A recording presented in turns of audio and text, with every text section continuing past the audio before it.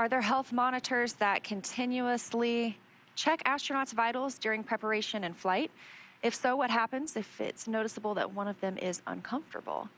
So when they're in their suits, they do have the ability to monitor their health and their vitals and things like that here on the ground. But when they're not in their suits, they don't have that availability, and they don't necessarily always need to. You know, the crew can always report how they're feeling as well. We also have something similar in our suits on a spacewalk. So the flight surgeon is able to monitor on the ground, you know, kind of the consumables is what we call it. So the amount of oxygen or the temperature of the astronaut. And so they can recommend things like maybe let's pause here or, you know, whatever we need to do to either extend the time that they're available to use the suit or just to make sure that they're comfortable and can get the work done on the space station. Yeah, very cool. We've got another one here. Is there a difference in the amount of fuel and propellant for cargo, payload, or crew? Yeah, that's a very interesting question. One thing to point out is that the cargo Dragon actually does not have the abort thrusters, the Draco thrusters, that the crew vehicle have. So essentially, you would use less fuel or need less fuel for a cargo mission than for the crew mission. Yeah, of course, we call those the Super Dracos, and those are inhibited once we get on orbit. So those are no longer necessary, no longer in use for the flight. Any of the thrusters that are being used are either the service section Dracos or the forward bulkhead Dracos. Those Super Draco thrusters around the base of the capsule are really only to help in a launch abort scenario. This question, what is the expected time of arrival on the International Space Station? So we are a couple of hours away. Well, actually less than that. We expect to see arrival at 6:05 a.m. Pacific time, 9:05 a.m. Eastern time. So we're going to see things moving along pretty quickly here. Moving along into our next milestones. I think coming up next, we will pass through waypoint 0. Again, it's not a stopping point. It's just another way we can monitor Dragon's approach to the International Space Station.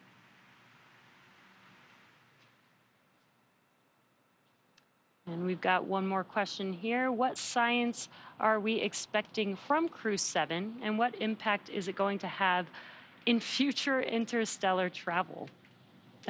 I don't know about future interstellar travel necessarily, but of course, I love the opportunity to talk about the science here.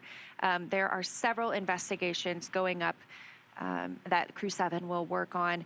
Some of the designers of spacecraft and spacesuits to support the exploration of other planets, they are considering the possibility that humans carry microbes to like bacteria, anything like that, to those locations. So for the ISS external microorganisms mission, the astronauts are going to go on a spacewalk and swab the outside of the space station to determine if the space station releases microorganisms through the life support system vents and if anything could live out there in the vacuum of space. So I think that one is really interesting. Yeah, that would be very interesting to know. The International Space Station is in low Earth orbit, so that's pretty close to Earth. So it'd be very, very interesting if, you know, they did find or discover something new.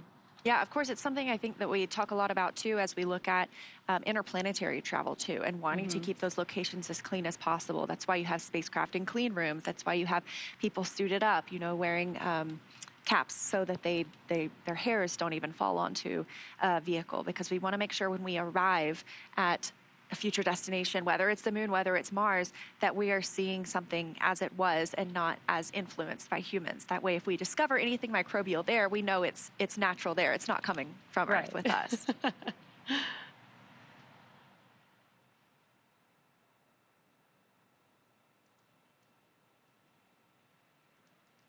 Now on your screen, on the left-hand side is Mission Control Hawthorne. This is the team that's actually monitoring Dragon, and they monitor Dragon from liftoff all the way to the crew arriving at the International Space Station, as well as when the crew returns back home all the way through splashdown.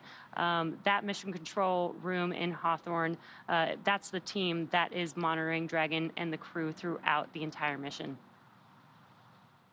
Yeah, and obviously we are getting into joint operations now. That means both of these teams are working together. So previously, the International Space Station was obviously clearly monitoring Dragon's flight, but mainly focused on the International Space Station and preparing it for docking. But now these teams are really working in tandem as we get closer to those two vehicles linking up. Again, coming up in just a little over an hour from now, 6:05 a.m. Pacific, 9:05 a.m. Eastern Time. Yeah, and this really shows that teamwork makes the dream work. I think you're 100% right.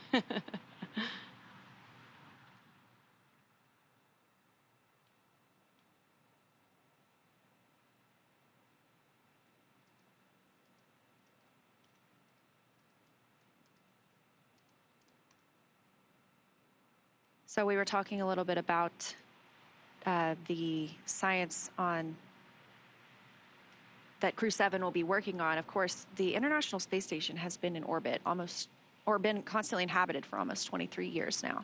So there have been thousands, I would think, I know hundreds, definitely over 1,000 scientific experiments going on the International Space Station.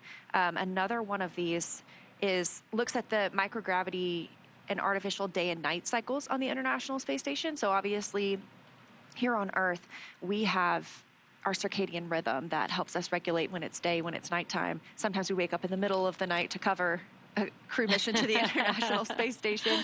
But the microgravity and those artificial day and night cycles, they can affect the astronauts.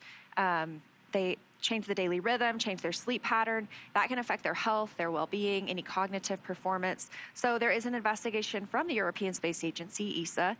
It's called Sleep in Orbit, and that'll look at the physiological differences between sleep on Earth and in space. They're going to use an EEG device. It'll measure the brain activity of the astronauts during sleep, help analyze that down on the ground. So really interesting. Yeah, that does sound very interesting, especially when the International Space Station sees about 16 orbits a day. I can't imagine, what that does to the human body or the human mind when typically, you associate daytime with sunlight and nighttime with darkness. Right. And you're kind of getting that fluctuation throughout the entire day. So I wonder how that kind of changes somebody's body when they're there for, 6 months or more. And tally-ho on Dragon from the International Space Station. You can see that little blinking light. That is our Crew-7, crew of 4, getting closer and closer to the International Space Station. Of course, we did have our approach initiation burn. We are standing by. We may see a mid-course maneuver. This is an optional burn just to help fine-tune that approach to the International Space Station. We will pass through waypoint 0, and then waypoint 1 will do that brief pause. I'm pulling up my data right now. Let's see. We are just about a mile from the International Space Station. So if you've ever run a mile before, you can run between Dragon and the space station. That's how close they are. Of course, it is a very slow and steady approach at this point when you have two spacecraft, getting ready to connect. It's very fine-tuned. And I just did get confirmation the mid-course maneuver is underway. This will be a short burn. Again, just fine-tuning, making sure we put Dragon exactly where we want it before it docks to the zenith or the space-facing port on the International Space Station. And kind of going back to what you see on your screen, much like a ship has starboard and port to that green and red light to see the orientation. Dragon and these spacecraft also have that same green and red light so that you can tell what the orientation of the vehicle is in. So we have, again, conducted the approach initiation burn. We are in the mid-course maneuver right now. Again, very short burn just to confirm and make sure we're exactly where we want to be on Dragon. Soon we should be able to see some views of the International Space Station from Dragon as well. Now we are docking to the zenith port today, the space-facing port.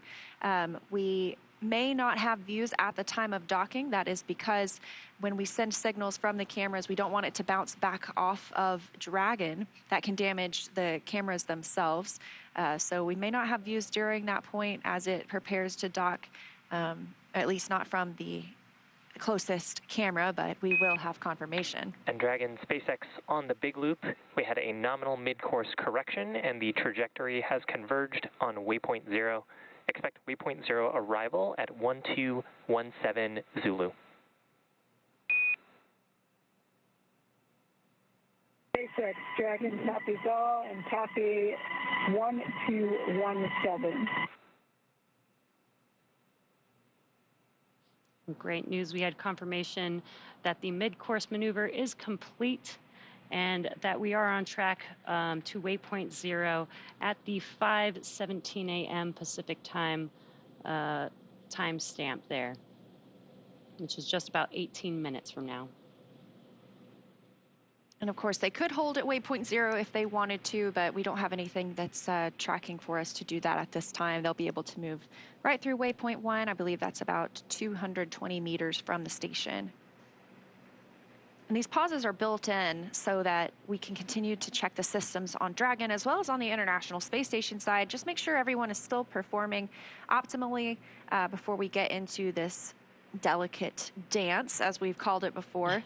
And like we were just talking about, you know, we see liftoff happen so fast. The crew is traveling very quickly, you know, catching up to the International Space Station. Some of these burns last quite a long time, but as we get closer and closer, you know, it is much slower, much more paced as we get into the approach ellipsoid, the keep out sphere, just bringing these two spacecraft closer together and making sure that we are very careful as we bring them together in space.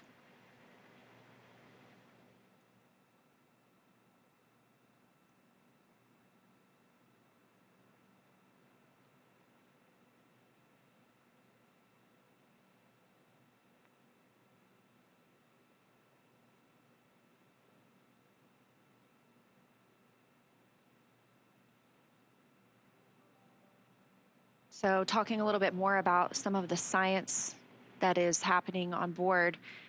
For longer journeys to the moon and Mars, we've talked a little bit about this. You know, the International Space Station is such an amazing test bed for us to conduct scientific research, you know, experiments themselves, but also on human bodies. So as we think about those missions, the scientists are looking at how this extended time in space affects the human body, because of course we know missions to Mars are going to be longer than these 6-month mission durations to the International Space Station. So astronauts on these missions of various length can participate in an integrated set of studies that monitor their health before, during, and after the missions. These are 14 experiments. They are collectively called the Complement of Integrated Protocols for Human Exploration Research. To shorten that, we just call it CIPHER. These collect multiple physiological and psychological measures of the human response to time and space. So these results could play a pivotal role in ensuring the safety, the health, the success of astronauts on deep space exploration missions, which of course is our next big goal.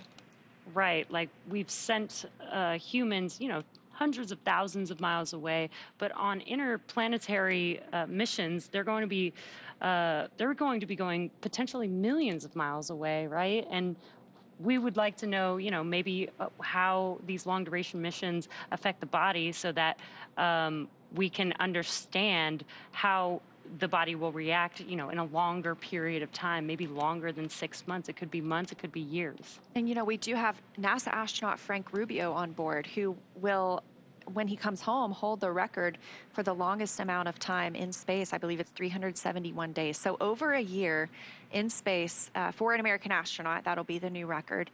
He is still on board. We expect to see him come home next month. So I know he must be looking forward to his return to Earth. Now, our next milestone is we expect waypoint 0 arrival. Again, that'll be at about 5:17 a.m. Pacific time, so about 15 minutes from now.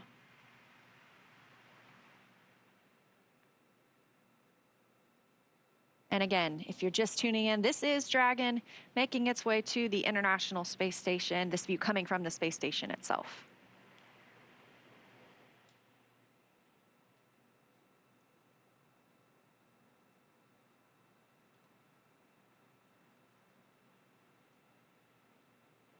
And again, we are taking your questions on X with the hashtag AskNASA. See if we have some questions here.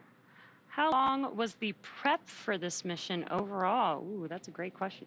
Yeah, so, a lot of these crew members have been assigned to this mission for probably over a year-ish, but they've been astronauts for longer or a cosmonaut for longer. We know Satoshi Furukawa was selected as an astronaut in 1999. So upon selection, you really start your prep for your missions, even though you don't necessarily know what mission you'll be on at that time. But you start things immediately, like training how to use the systems on the International Space Station, how to perform maintenance, how to do spacewalks. So your training really starts the day you become an astronaut candidate.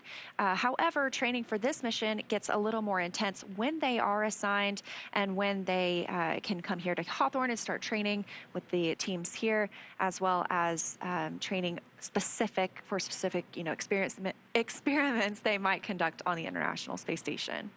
Right. It's not just training for the liftoff and launch to the International Space Station, but it's all the training that includes, flying, potentially flying Dragon if needed, performing the science experiments on the International Space Station. Sometimes the astronauts actually have to go and help, build or rebuild or maintenance parts of the International Space Station, so they'll need training on that as well. So it's a pretty dynamic training program for these astronauts.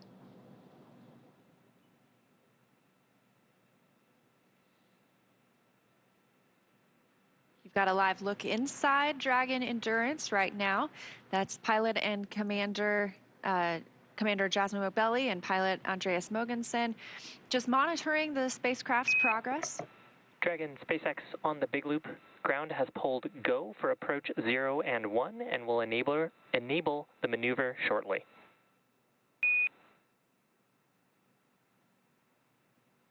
SpaceX Dragon copies go for approach 0 and 1. And those words confirming that we are good to continue the approach to the International Space Station, and we'll pass through waypoint 0. Again, we expect that waypoint 0 mark to come at about 5:17 a.m. Pacific, so about 12 minutes from now. Again, they will not pause there. They will go to pass through to waypoint 1. That's about 220 meters away from the International Space Station. This view again from inside Dragon, crew monitoring as Dragon flies autonomously to the International Space Station, continuing to get closer and closer.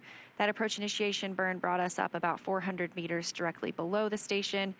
We are now about 686 meters from the station, or about 0.4 miles. So getting closer and closer, again, looking for docking at 9:05 a.m. Eastern, 6:05 a.m. Pacific, so almost exactly an hour from now. And we did see views of the International Space Station before, which looked like a tiny little dot, and now we are getting so close that you can really see the International Space Station there, and that's on your left-hand screen. And looking from the International Space Station to Dragon on your right-hand screen, getting a really cool view of Dragon. And you see that glow. That is the spacecraft are both going into an orbital daytime. So we've talked about how at orbital velocity, you're orbiting the Earth 17,500 miles per hour. You see a sunrise or a sunset every 45 minutes. So they're going into that sunrise period. That's why you saw that glow, that blooming on the camera. They will be there again for about 45 minutes. It does look like we may dock just as we get into an orbital nighttime. But again, this view on your right-hand side of the screen, the Dragon capsule itself, and then its destination on the left, the International Space Station, both have eyes on each other. And we are in the big loop, as we talked about earlier, meaning they can all communicate on the same communication network. And we did get a go for approaching waypoint 0 as well as waypoint 1. We're just about 10 minutes away from the expected time of arrival at waypoint 0. And again, this is just a checkpoint. They do not need to stop. They can continue to pass through waypoint 0 and move to waypoint 1, which will swing it up and out in front of the space station. And it'll pause at a distance of approximately 220 meters away from the station. Now, right now, as we speak, the International Space Station has just started flying over the state of Washington. It's about to fly directly over Seattle. So if you're in the area, it is about to cross over into Canada as well. So if you're in that area near that border, go outside, maybe look up. You can always check out spotthestation.nasa.gov to see when it'll fly over you. But it is going to pass over the continental U.S.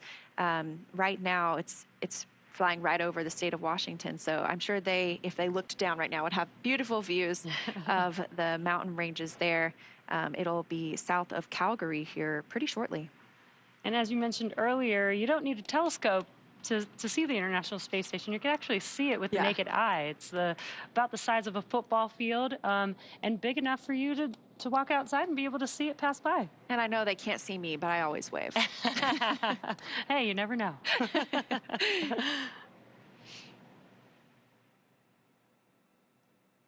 So again, things still progressing pretty smoothly this morning. Next milestone being that they will pass through, will not stop at waypoint 0, less than 8 minutes from now.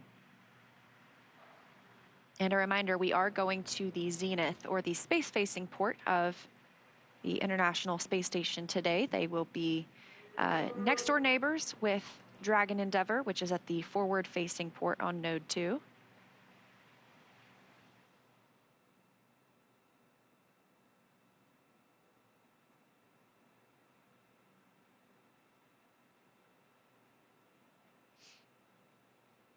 And right now on the International Space Station, we have 7 crew members. So we are going to have 11 people living and working on the orbiting laboratory for the next several days.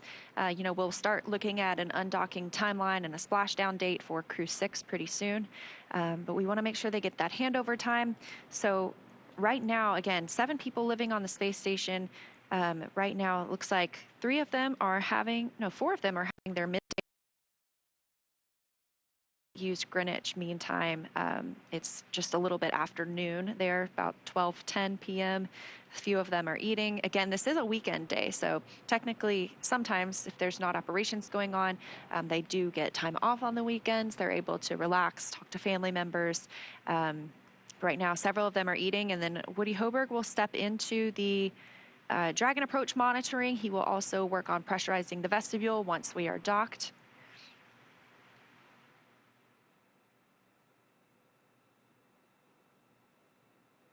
And on your screen is a pretty cool view from the International Space Station looking at Dragon. You could see the nose cone deployed, and you can also see some of the thrusters.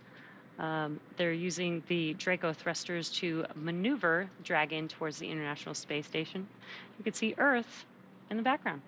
Yeah, right now they are flying over Saskatchewan, so south of Saskatoon. That's the view below Dragon there.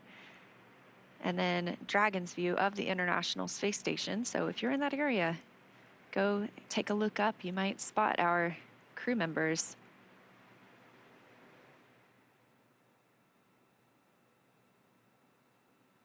Again, less than an hour away from docking now.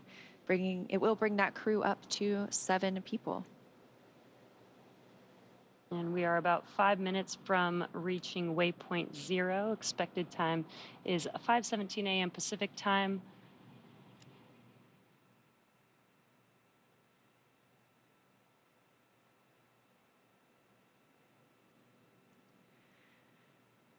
So during that crew handover period, when we talked about, these 11 crew members on the International Space Station, we have Crew-6. That consists of Stephen Bowen, Woody Hoberg, Sultan Al-Nayati, and Andrei Fedyayev.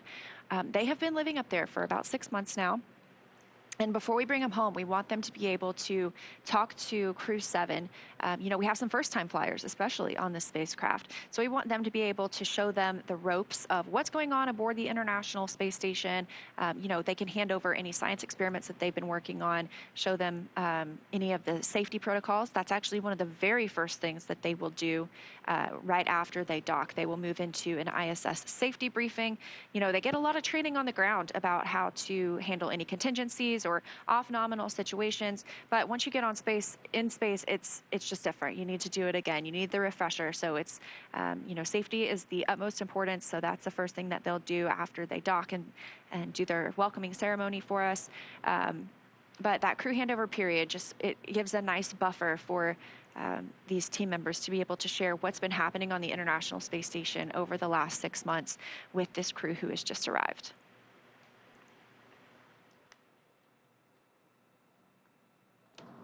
This view from another camera on the International Space Station. Again, this station right now is about 262 statute miles over Earth, actually flying over Ontario at this point. It's moving pretty fast. Just a couple minutes ago, it was flying over Washington State. We're now all the way over Ontario, so 17,500 miles an hour. That is about 5 miles per second. Quite speedy. And speed is relative, so it doesn't look that fast on your screen, but that is very, very fast.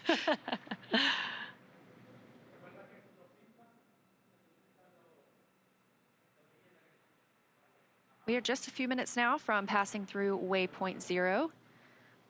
And we expect to pass through waypoint 1 as well. That'll be about 25 minutes following our pass through waypoint 0. Again, these are points built into the docking process. That way, if we needed to hold at these, we definitely can. It's a great opportunity to check out any systems, but the teams here in Hawthorne as well as in Houston have pulled go. They're not tracking any issues that would preclude us from a safe docking. Again, looking at that coming up at about 6:05 a.m. Pacific.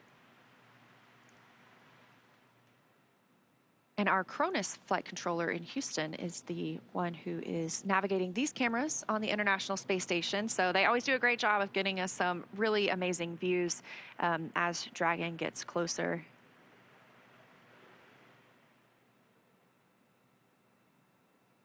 Again, just as a reminder, waypoint 0 will mean that Dragon is 400 meters directly below station, and as it maneuvers to waypoint 1, that is basically swinging the vehicle to out in front of the station, and it will be approximately 220 meters away from station. And that is coming up here in just about 2 minutes from now. We're reaching waypoint 0 is coming up in about 2 minutes.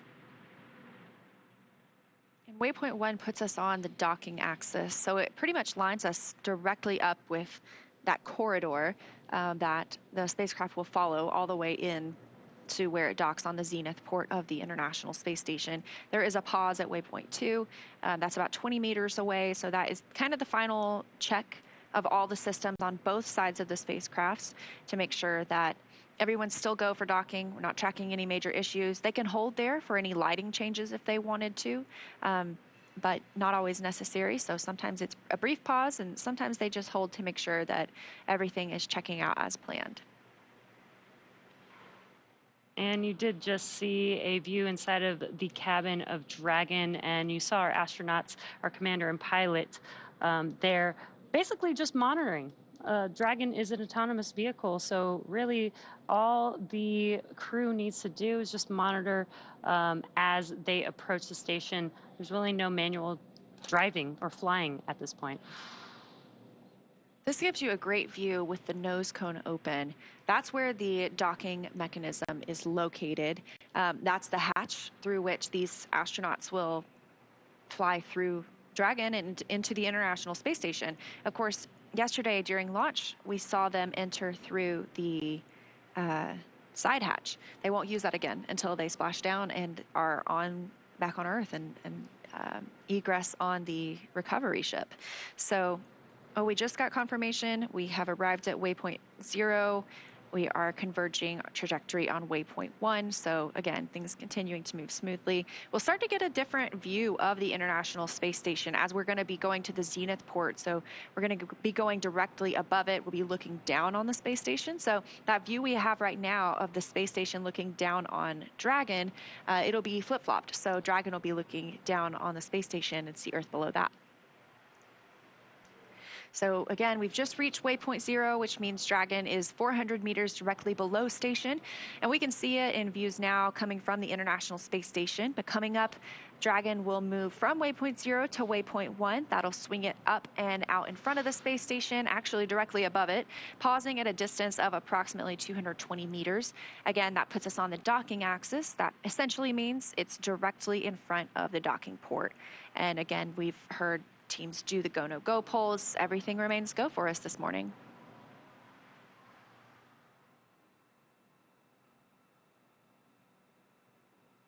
So again, coming up next, we will see Dragon SpaceX on the big loop. Approach 0 has started and the trajectory has converged on waypoint 1.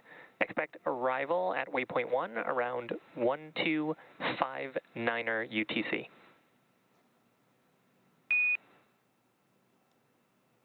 SpaceX Dragon copies on the big loop, arrival at waypoint 1 at 1259er.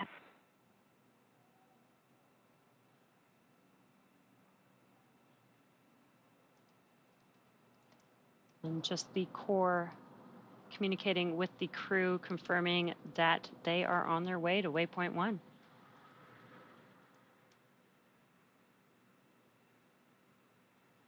Now this maneuver from waypoint 0 to waypoint 1 is coming up in just about 30 minutes from now. So we do have some time as this maneuver happens. This is a slow and steady process. Again, we are traveling at 17,500 miles per hour, but the process is slow and steady as we pass through each one of these checkpoints to make sure that we can monitor everything that's happening and make sure that the vehicle's safe, the crew is safe, as well as the International Space Station is also safe before we begin docking with the space station.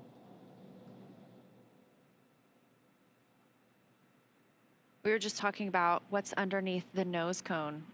So obviously the docking port, but we also have those forward bulkhead thrusters. We use those for some of the larger burns. We also have the service section Draco thrusters. Those are positioned around the spacecraft.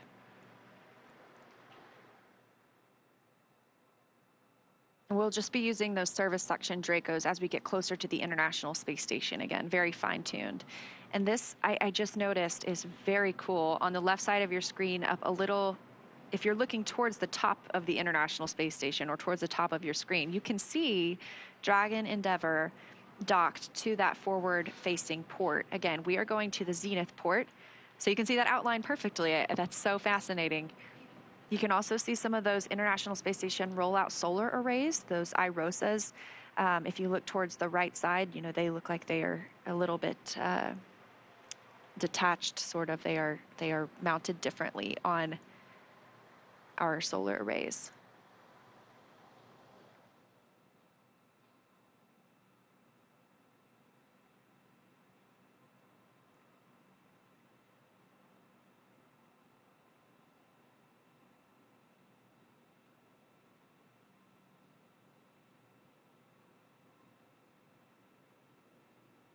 Again, we have passed through waypoint 0, heading up to waypoint 1. International Space Station looking especially beautiful this morning.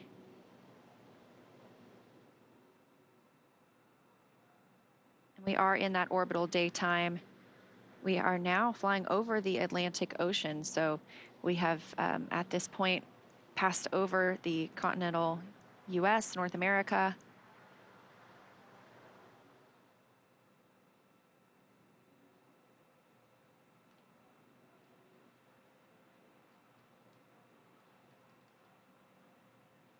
And on your left-hand screen is a view inside of Dragon.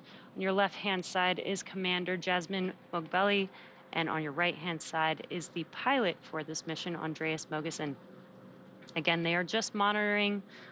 They are able to confirm, you know, on their displays that what they see matches what we see here in Mission Control as they make their way to docking to the International Space Station.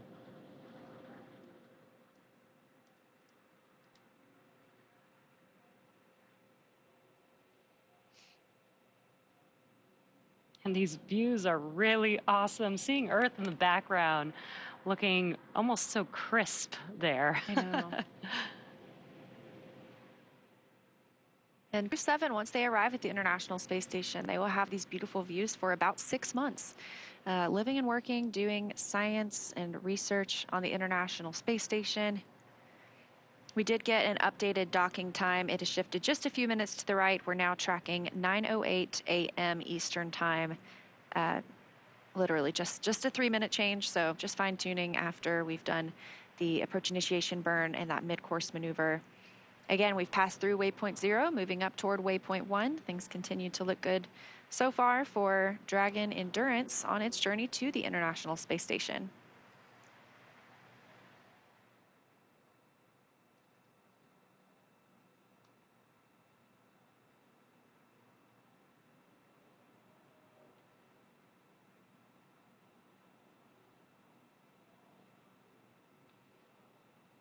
And the astronauts, the first crew to fly on a spacecraft, have the opportunity to name it.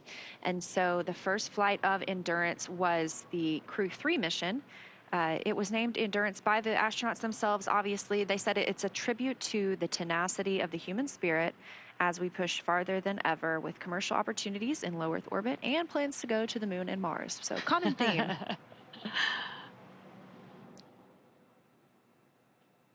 Awesome. We're seeing another view from the International Space Station. Looking. Yeah, if you look closely, there's Dragon in the center there. Again, our Cronus flight controller tracking these views for us in Mission Control Houston. Thank you, Cronus.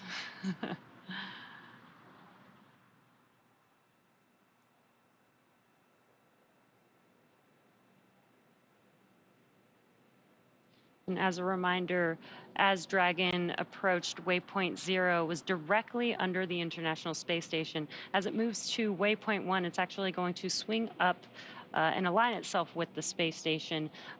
So you no longer will be looking down from the space station and have that view of Earth in the background, because it will be aligned with the docking port, which is the zenith port today. It's the space-facing side of the International Space Station.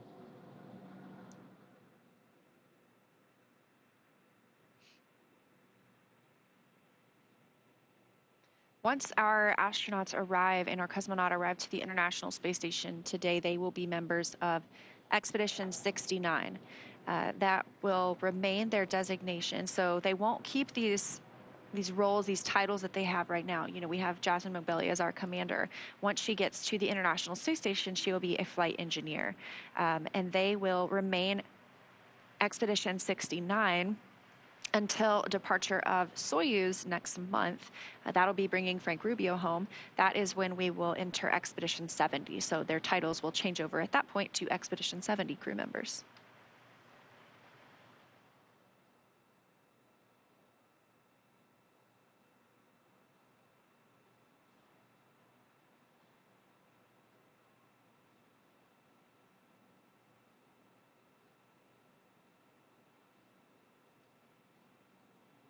We're about 25 minutes until we expect to reach waypoint 1. Sorry, about 35 minutes, I believe. Again, that's that 220 meter. It can be used as a hold point. I don't think we intend to use it as a hold point today, but it is on the docking axis. It'll be directly above the International Space Station, directly above that zenith port on node 2.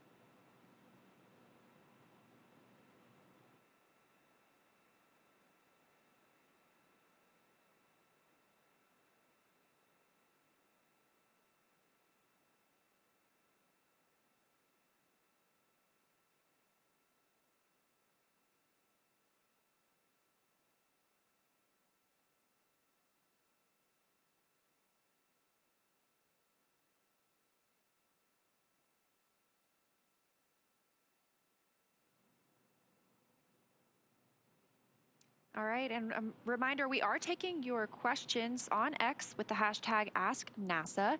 We have one from Sahid asking if there are any problems with docking if they are on the dark side of the Earth, which it does happen several times a day. We see that happen about every 45, 90 minutes, or sorry, a sunrise, sunset every 45 minutes. And do they face visibility issues? So Dragon is fully autonomous. It uses LiDAR to track the International Space Station and to line up with that docking port.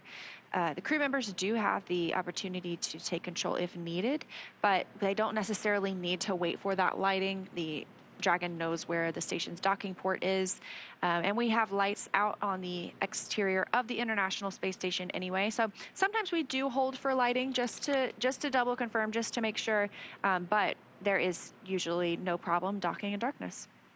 Yeah, I believe it's actually more of a problem when it's too bright. So when it's too bright, they do take a pause and wait for it to get a little bit darker, just to make sure that, again, because this is an autonomous vehicle, make sure that the Dragon spacecraft can actually see the International Space Station.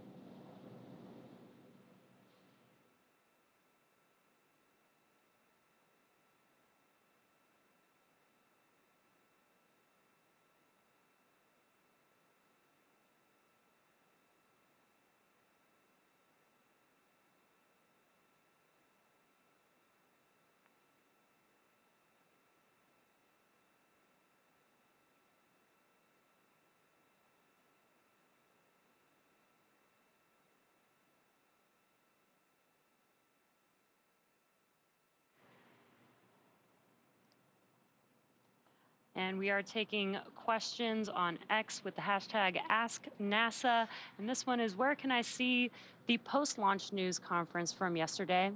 And also, you're doing a good job. Good job, Thank you Leah. so much. Good job, Jesse. Thank you so much.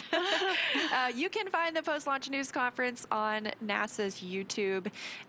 They did a great job breaking down the ascent and what it looks like for this rendezvous profile. So if you want to go back, take a look at NASA's YouTube, you can search for the Crew-7 post-launch news conference, and it should come right up.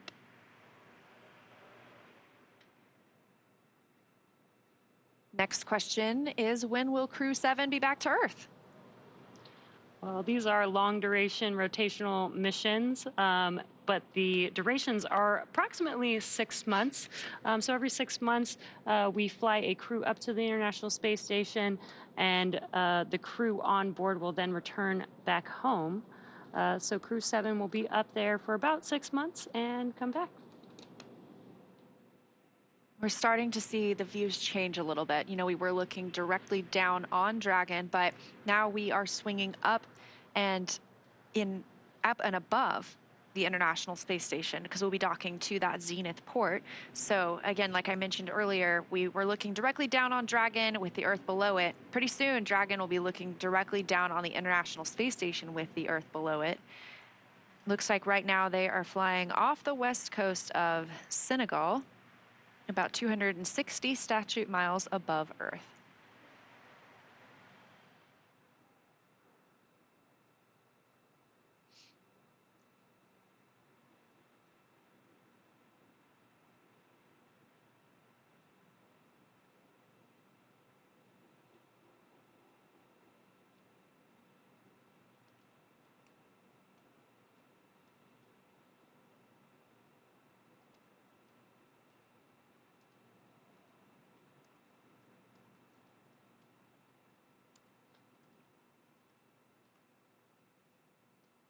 And if you're just now joining us, you are tuned in to the Crew-7 mission.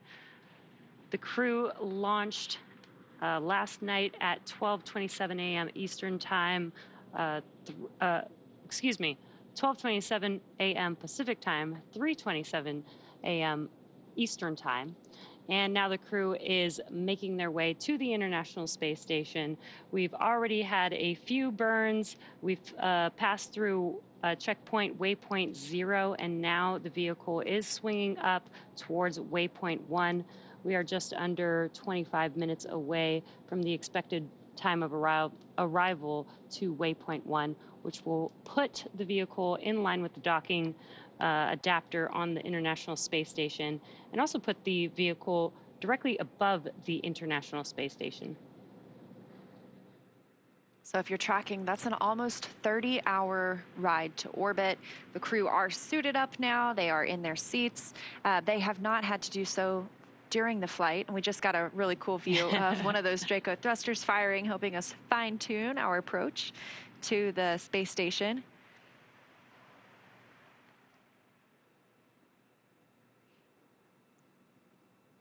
Our 4 crew members arriving today: Jasmine Mogbelli, Andreas Mogensen, Satoshi Furukawa, and Konstantin Borisov.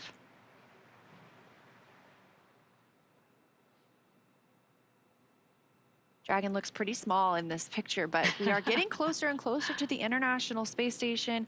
Waypoint 1 is our next really milestone. That'll be 220 meters directly above the station. We'll pass through that, head to waypoint 2, which is a hold point. It can be a brief pause. That's 20 meters away from the docking port.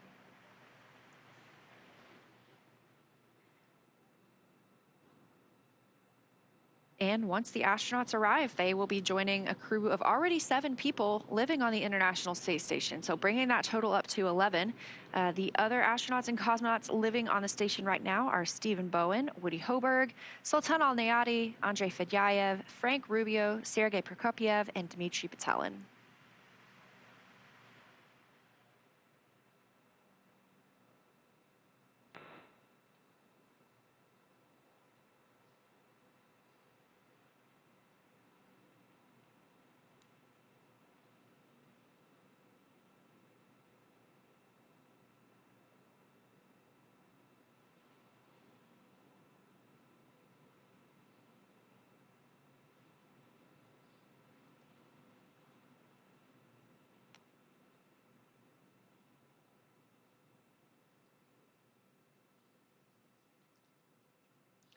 And we just had a view from the International Space Station looking at Dragon from a bit further away. And now we've got a very good close-up as Dragon gets closer and closer to the International Space Station. Yeah, looking crystal clear. Again, that nose cone is open. Of course, when we launch, it is closed. And when we re-enter Earth's atmosphere, it's closed to protect that docking mechanism that's beneath it. So that's exactly the point that'll line up with that zenith port on the International Space Station. It'll dock. The teams on the space station will take some time to make sure they pressurize the vestibule. That's the space between the Dragon hatch and the space station hatch.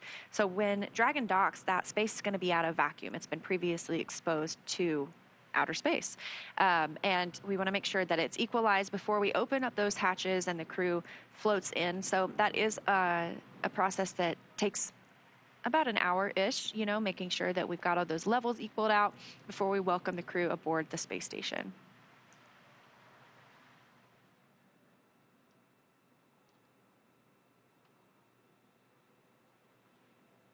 Yeah, this is another view from the International Space Station. You can see one of the robotic arms on the left, and close to center of your screen, that is Dragon.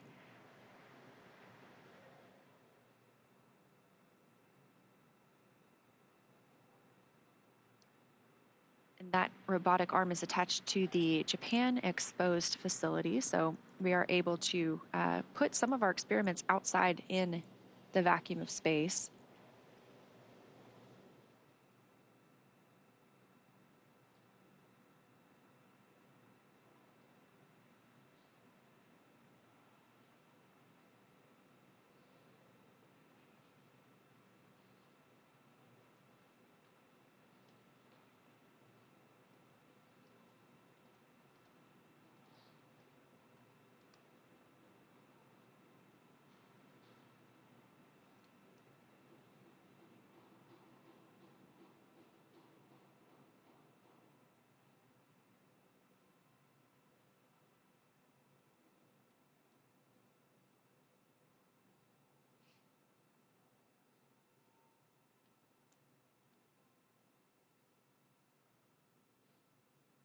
Again, we are about 23, 22 minutes away from waypoint 1, reaching waypoint 1. Can be used as a hold point. We do not anticipate doing so today. We're heading to the zenith port of the space station on node 2. and it'll continue flying in. It'll be on that docking corridor until it's about 20 meters away. And we are looking for docking today at 9:08 a.m. Eastern Time, 6:08 a.m. Pacific Time.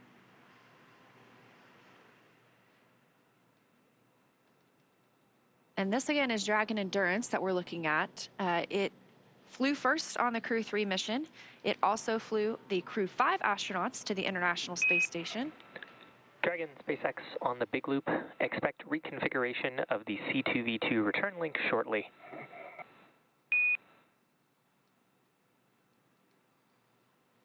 SpaceX Dragon passes on the big loop.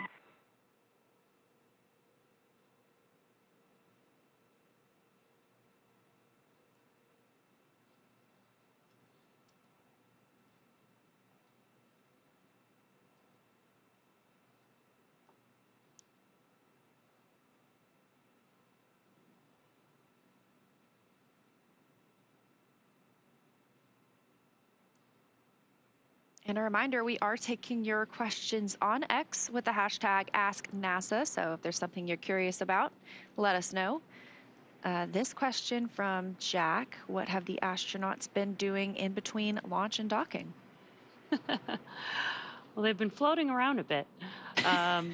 But they have had some rest periods, some meal periods. You know, they're able to eat while they're in microgravity as they're making their way to the International Space Station.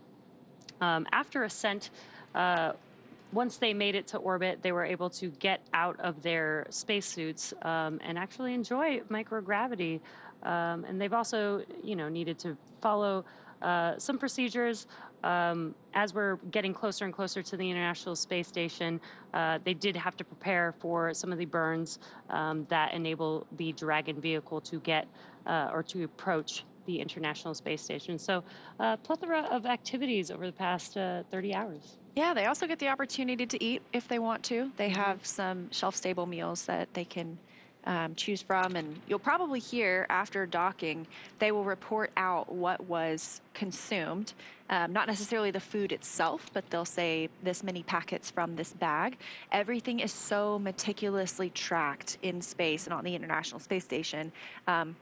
It can be difficult. You know, it's not the same as here on Earth. If I put something down on the table, I know it's going to stay there thanks to gravity.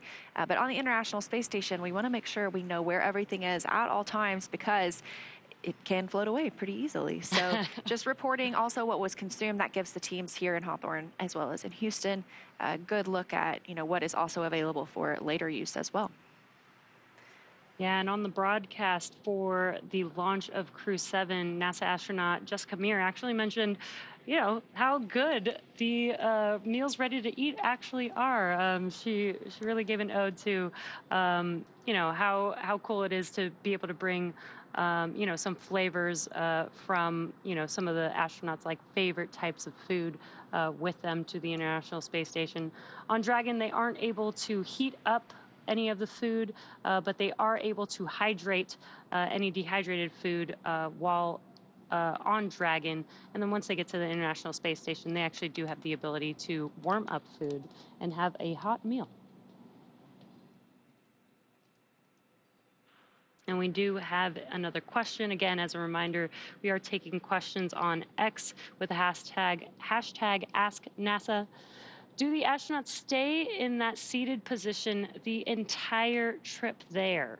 So for Crew-7, that would be for 30 hours. Yeah, no, that doesn't sound super comfortable, and thankfully they don't have to. So like we talked about, you know, after they get on orbit, after they're out of that dynamic period of flight, the nose cone is opened, they get a call from the Corps here in Hawthorne that they can get out of their seats as well as their suits. So they're able to take their suits off and kind of be in their own comfortable clothing, whatever they've worn underneath.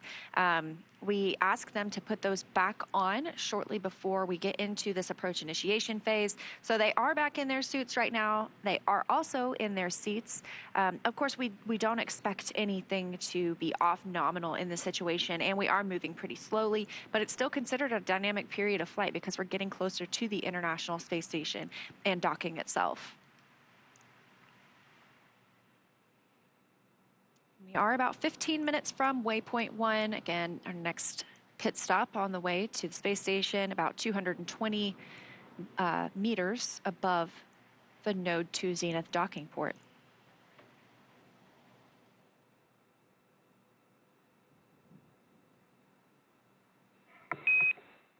And Dragon SpaceX on the big loop. C2V2 link reconfiguration is complete. Could you give us a quick comm check?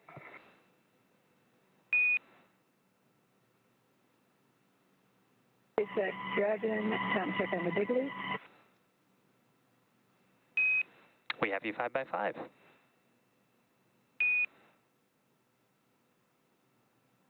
What do you say?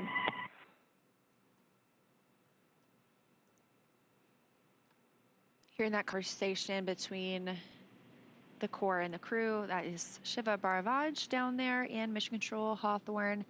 And they were talking about C2V2, that's common communications for visiting vehicles. So the Dragon spacecraft and International Space Station both use this language essentially to talk with each other, and it is properly configured so they continue to have good communication between both of those spacecraft.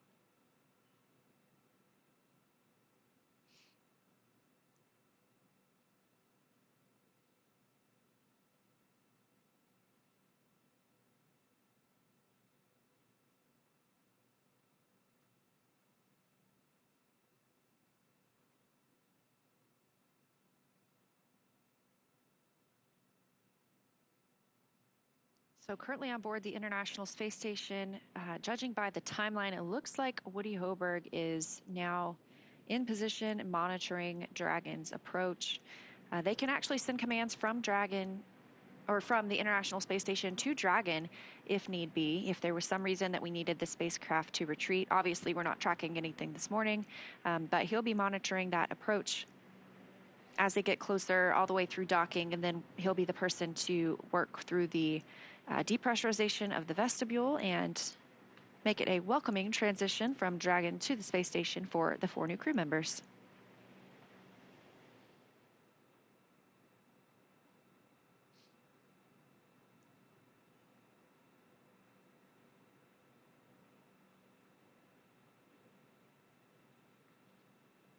And we are currently maneuvering from waypoint 0 to waypoint 1.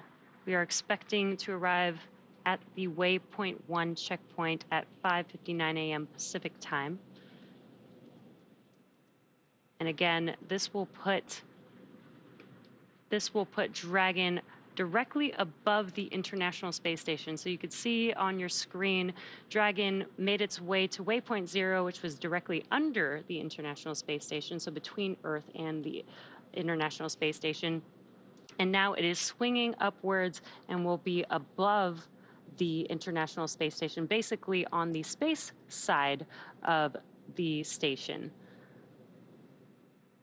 And again, we are expecting that arrival at waypoint 1 at 5:59 a.m. Pacific time.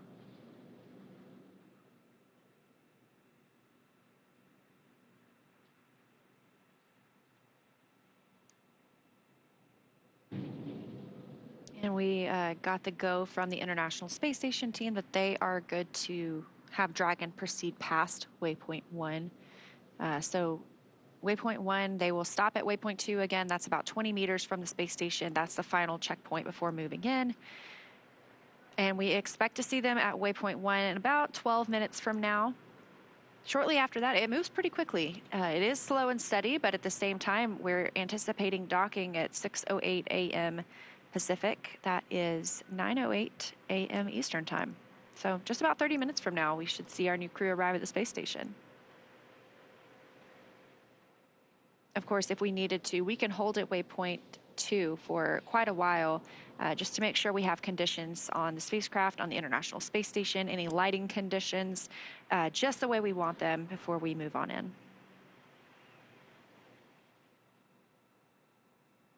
And just to recap some of our milestones, we had an approach initiation burn at 4:29 a.m. Pacific time. That's 7:29 p.m. a.m. Eastern time. As well as we did require an approach initiation mid-course maneuver, which happened at 4:56 a.m. Pacific time, 7:56 a.m. Eastern time. And again, we've passed through waypoint 0. We're on our way to waypoint 1. And as Leah mentioned, after waypoint 1 is waypoint 2, just 20 meters from the International Space Station. There will be that will be a checkpoint where they will make sure that everything is good before docking. And again, docking is autonomous. Dragon is an autonomous vehicle. So the astronauts still are just monitoring all the way until the vehicle basically latches onto the International Space Station. We'll start hearing more and more chatter, too, as we get closer between all the crew members. And one of the call-outs that we'll hear just as the crew is about to make contact with the International Space Station is CHOP, or that stands for Crew Hands-Off Point. That's about 2 meters from the space station. At that point, the crew should not be sending any commands to Dragon. However, again, we really don't anticipate that they would be because it is an autonomous docking.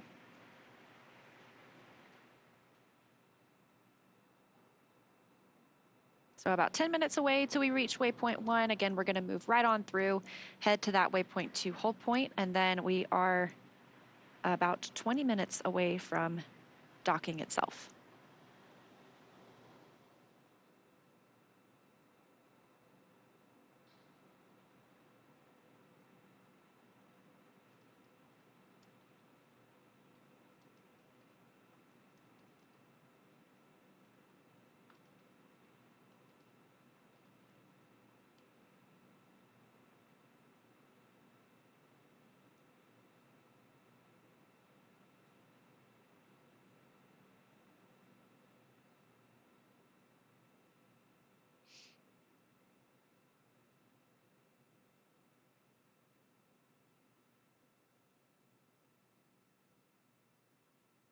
So again, we're docking to the Node 2 Zenith port today. That's the space-facing port. And this is, we may not see the docking. We may see it, but we have 2 bands of communication on the International Space Station. We have the KU band, which is how our video comes down. We have the S band, that's our sound and audio. The KU band antenna, we do something called KU masking. So we send commands to this antenna to not radiate in a certain area because it could reflect off of Dragon and the International Space Station. So we don't want that to radiate onto Dragon and back on the antenna itself. It can damage the antenna. It's a higher power KU link, so we don't want to damage that antenna dish if we don't have to, obviously. It can, risk the electronics inside, any tracking sensors. So we may not see docking. There is still a possibility. It just kind of depends on the location of those antennas at the time. But if we don't have video of the docking from that one location, obviously we will still have audio communications as well as comms with the crew to let us know that Dragon has arrived.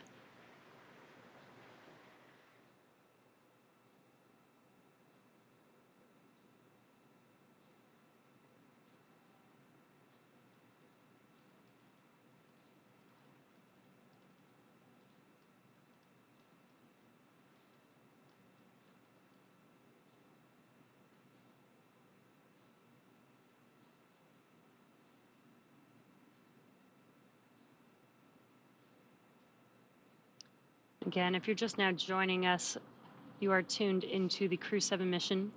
The Crew-7 crew is inside of that Dragon vehicle that you see there on your screen, and they're currently making their way to waypoint 1, which we expect to reach and pass through without a hold in about 7 minutes or so from now.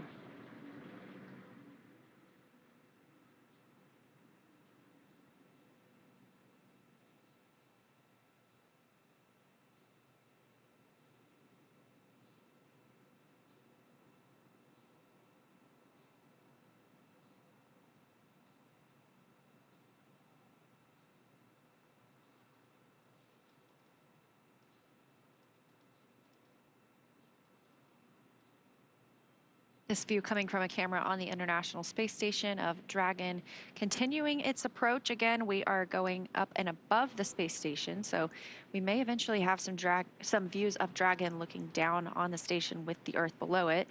We do anticipate entering an orbital nighttime here shortly. It looks about like 10 minutes till the next sunset. Currently flying 269 statute miles over the Indian Ocean, south of Africa.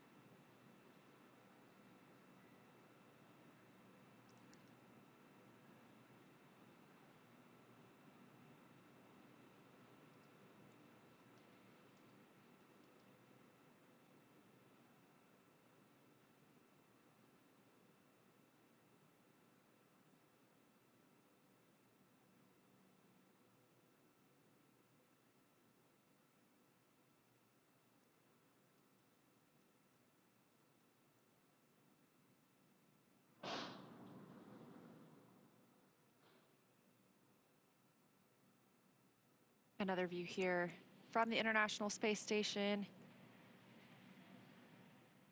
Dragon is that big bright object pretty much in the center of your screen.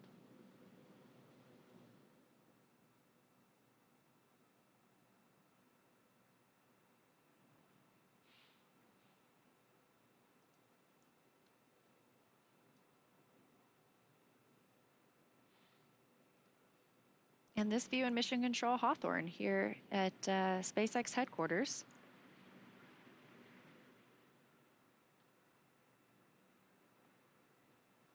So we do see, we just had some great views of Dragon from the International Space Station. We've had views of the space station from Dragon. We use the tracking data relay satellite systems as we orbit around the Earth. So we have these handover periods when the space station's satellites are transferring essentially from one to the other, that KU band, as we were talking about, that video comms coming down. We have these short handover periods within which we're, again, switching those ground stations or the satellites, making sure we pick up shortly. So these are planned, or they're tracked, essentially. We can also extend these if needed. So sometimes we can get a little more time on a different satellite. Let's say we're on a spacewalk and we don't want to have maybe a 10-minute loss of comm.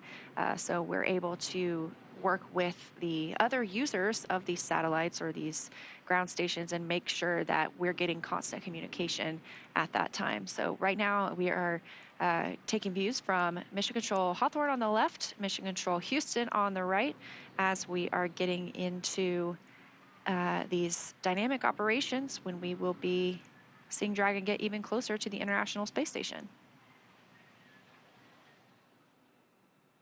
And both of these teams on your screen are actively working. They're currently working in tandem as we need both the team monitoring Dragon to coordinate with the team monitoring the International Space Station, as we are basically bringing the two together as we speak.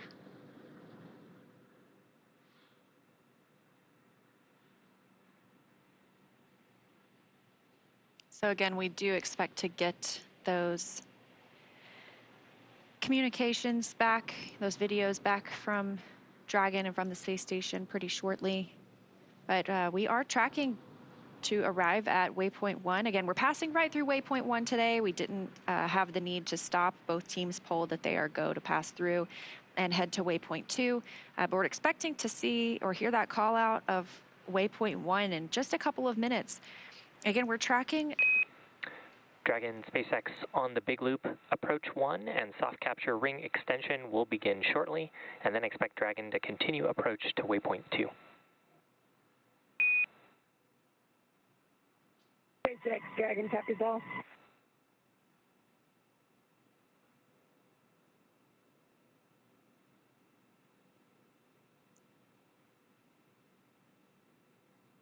All right, right on time. We are again expecting waypoint 1 arrival in just a couple of minutes.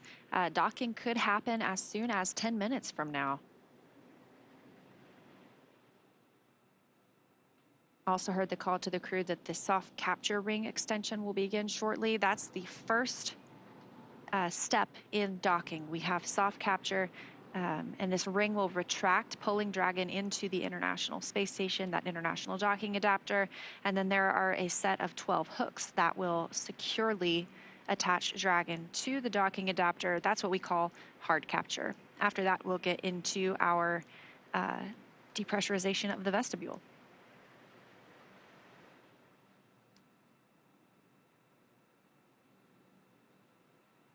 And also a part of docking is where the Dragon spacecraft will actually connect an umbilical, set of umbilicals, to the space station, basically provide power to Dragon while it's on the International Space Station.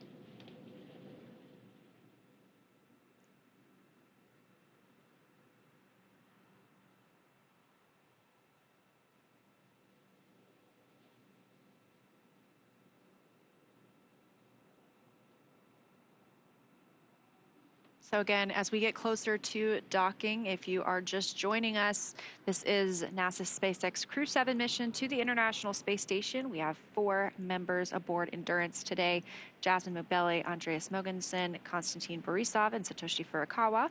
They are scheduled for about 10 minutes from now to arrive at the International Space Station, reaching waypoint 1 here, about 220 meters directly above their docking port. So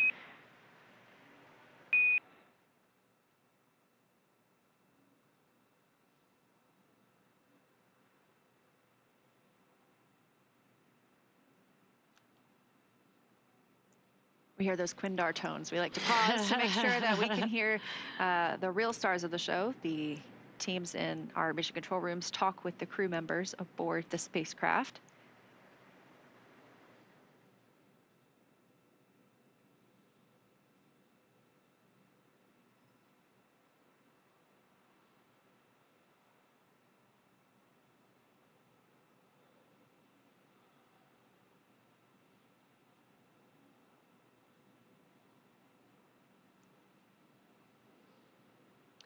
We did expect to pass through waypoint 1 at 5:59 a.m. Pacific time. So that may be why they may be trying to establish comms here. We'll see if we can get an update here shortly. Yeah, that's our crew. That's Crew-7. They will be arriving here just within the next 10 minutes, potentially. We have on the left, from the left, Jasmine Mubele, NASA astronaut and the commander of Crew-7. To her right, pilot Andreas Mogensen. Next to him is Satoshi Furukawa, JAXA, Japan Aerospace Exploration Agency astronaut. And on the far right, Konstantin Borisov of Roscosmos. Station, Houston on the big loop.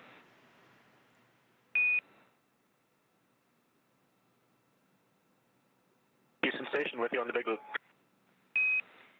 Okay, Woody, we're ready for you to monitor approach per step 3 of 1.102 Dragon approach and retreat monitoring. Let us know when your review is complete and you are ready for docking. Amy, I copy. Monitor approach per step 3. Review of steps 5 and 6 is complete, and ISS is ready for docking. Welcome, Crew-7. Excellent. And for your awareness, at waypoint 2, Dragon will briefly pause to align for docking and then automatically resume approach. Station copies.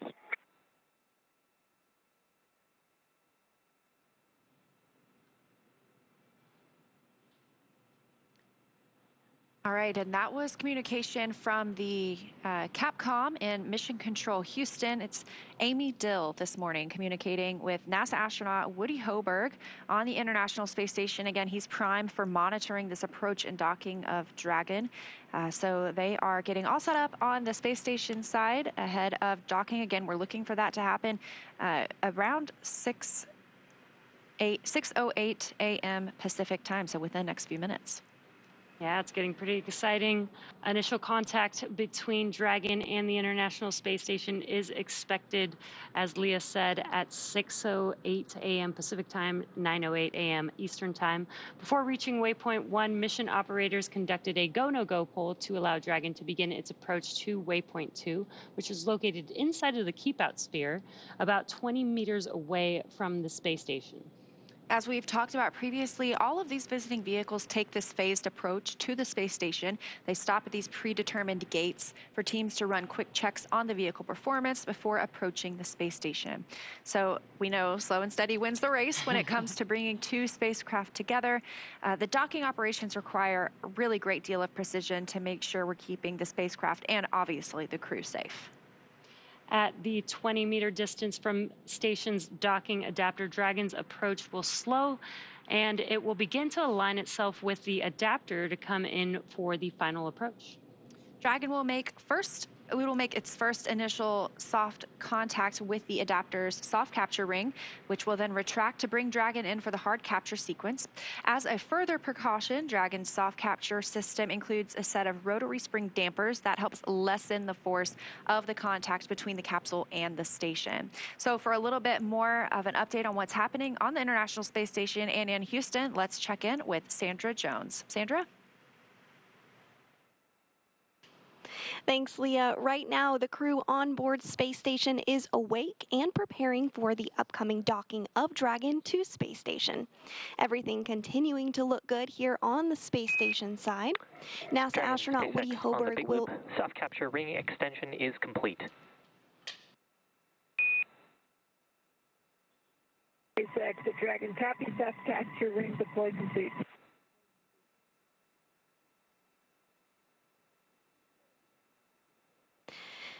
Good words there up to the crew. So as I was saying, Hoburg will be in the station's cupola using special software to track Dragon's approach and make sure it stays in the expected zones. Hoburg will also be primed for hatch opening operations once Dragon is docked. He'll start by opening the large hatch on node 2 Zenith, which will give him access into the pressurized mating adapter. The crew will then have to pressurize the vestibule, which is the small space between the hatches on Dragon and Space Station. And This Dragon was exposed SpaceX to on the big vacuum loop. prior to Ground docking. has pulled go for approach 2. Please confirm visors are down and that you are ready for docking.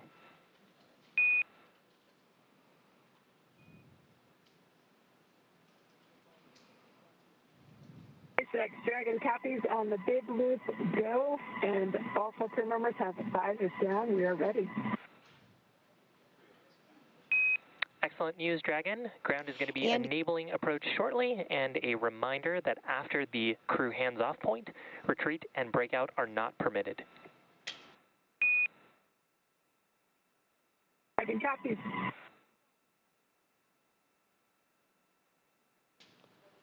And great calls again up to the crew, letting them know everything is going smoothly. We're getting really close to docking, just confirming that they have their visors down and they can be in that configuration ahead of docking. So everything good here from the space station side. I'll toss it back over to Hawthorne so that you guys can give us an update on your end. Thanks, Sandra. And we did hear the Corps also call out that CHOP, which is the crew hands-off point. Basically, that means that the crew must be hands-off. In case of any aborts that happen during that time, it will be done by Dragon.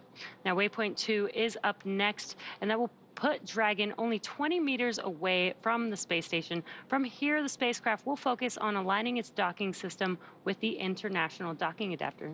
Yeah, so we're getting pretty close. Right now, it looks like we are about 80 meters from the International Space Station. Again, we did not stop at waypoint 1 today. We just kept on moving through that 220-meter mark. We will hold briefly at waypoint 2. That just gives us a chance to do any final checks, make sure everybody's go before moving in for docking. Additionally, we heard previously that the soft capture ring is extended.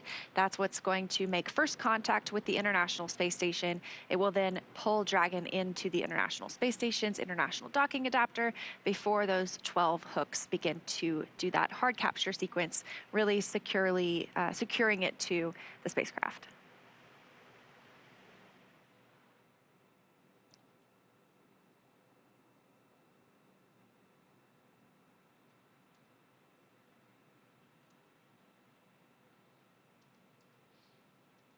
And we are expecting initial contact between Dragon and the International Space Station any minute now. Yeah, we are now 60 meters away from the space station. Again, this is really methodical. It's a very careful process as we prepare for docking, just to ensure the safety of the spacecraft. Like we mentioned, of course, the crew.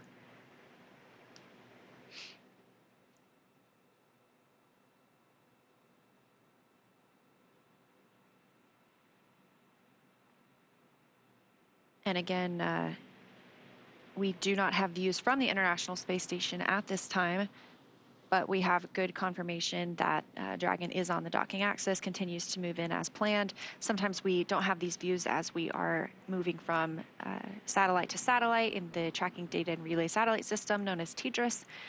Additionally, sometimes we just don't have great views because it's nighttime on the space station. You know, we see sunrise or sunset every 45 minutes. They are in an orbital nighttime at this point. The International Space Station flying 265 statute miles south of Australia. Dragon now 40 meters from the space station, continuing to approach waypoint 2.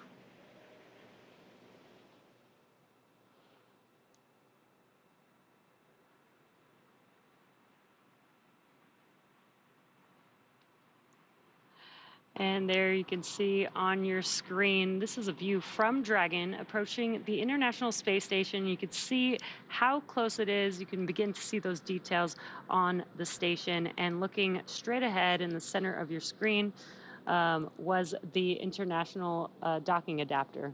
And this view from inside Dragon Endurance itself, so these are our 4 crew members. You can only see the commander and pilot right now, Jasmine Mobelli and Andreas Mogensen, just monitoring the approach on those crew display panels. Again, they are not making commands at this point.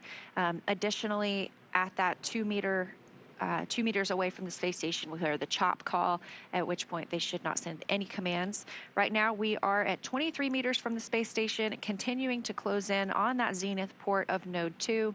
Down toward the bottom of your screen, you can see the nose cone of Dragon Endeavour, which brought the Crew-7 or Crew-6 astronauts to the International Space Station. So we're expecting to hear the call for waypoint 2 shortly, where we will do a brief pause before moving in towards the docking port.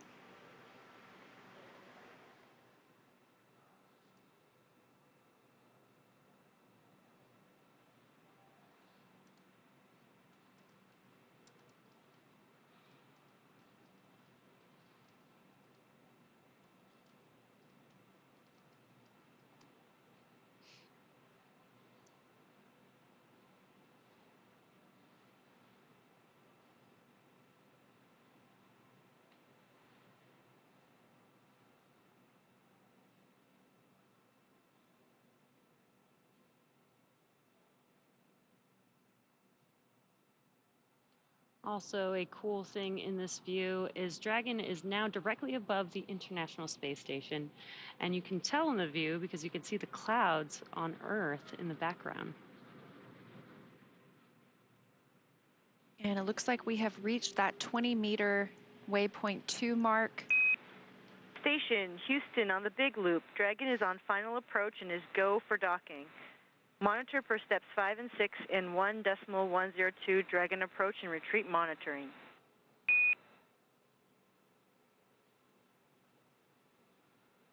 Houston Station copies all.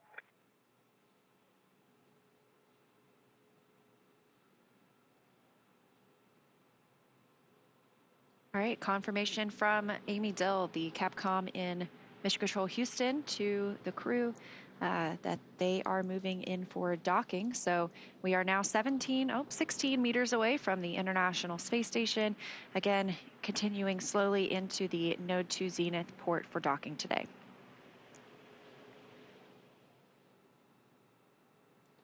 It's such a cool view. It almost feels like we're on Dragon approaching the International Space Station.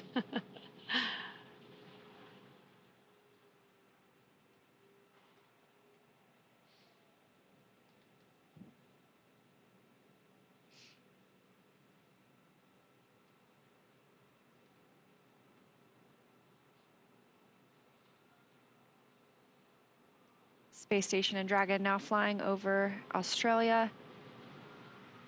And Dragon just 13 meters away.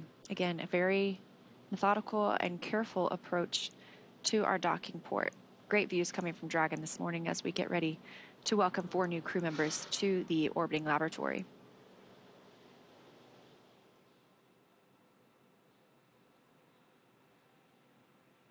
Dragon is at 10 meters. Copy, 10 meters.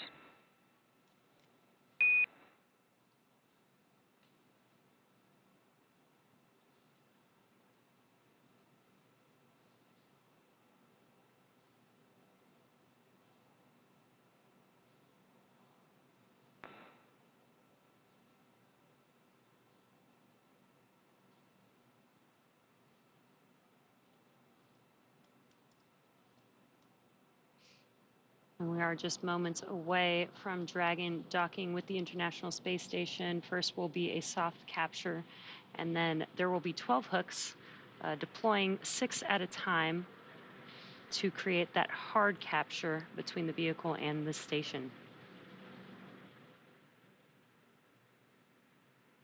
Dragon now just 7 meters away, now 6 meters away from the Node 2 port. 5 meters. Copy, 5. That call coming from Dragon Commander Jasmine Mogbelli, her first spaceflight to the International Space Station.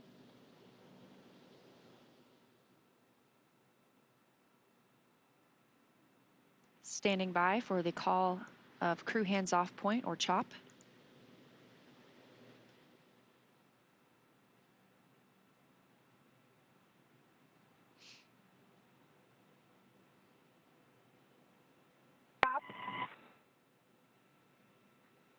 Copy, CHOP.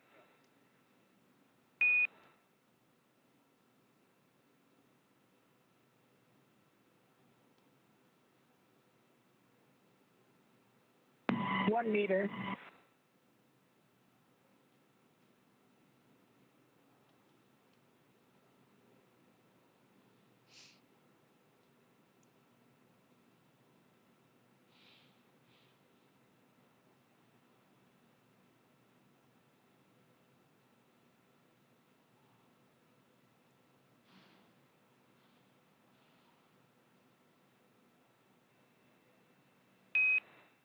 And Dragon, we see soft capture complete, and attenuation will begin shortly. Dragon copies. And contact confirmed, 6:16 a.m. Pacific time, 261 statute miles over Australia.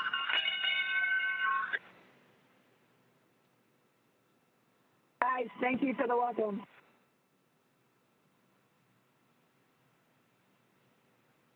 And that welcome coming from the crew aboard the International Space Station. Endurance has arrived with its international crew.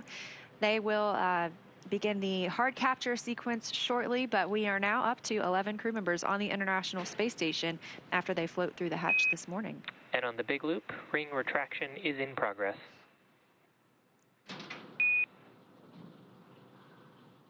Dragon copies, ring retraction in progress.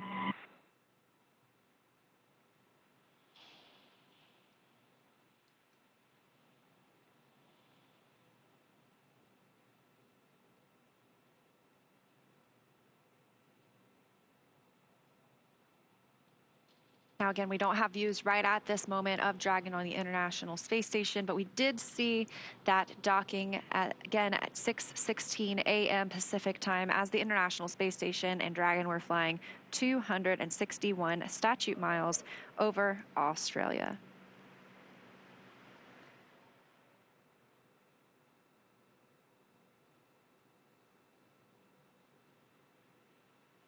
And there's still a few steps to complete before Dragon is securely attached to the station. We've now done the soft capture, but then there will be the completion of the soft capture ring retraction, as well as hard capture sequence beginning, and then finally hard dock completing. And again, that will require 12 hooks to deploy. Again, 6 at a time will deploy to make that hard capture completion.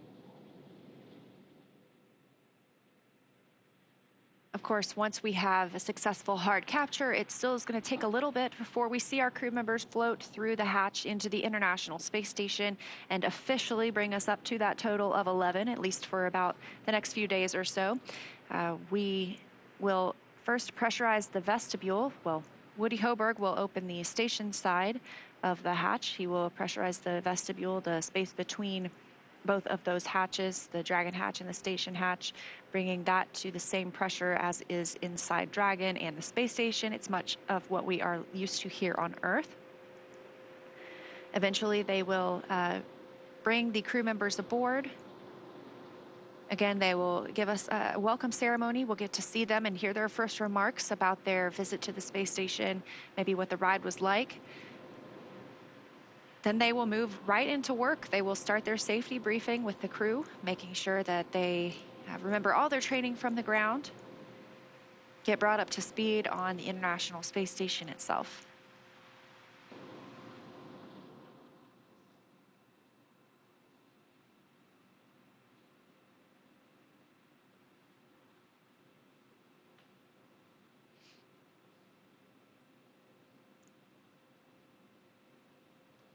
This is Dragon Endurance's third visit to the International Space Station, first on Crew 3, then with Crew 5, now Crew 7. It joins Dragon Endeavour. Both docked to the Node 2 module, also known as Harmony.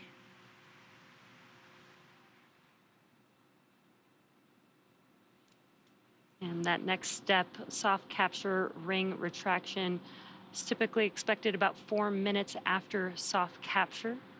So we should... And Dragon ring retraction is complete. The docking sequence is holding for MCS reconfiguration.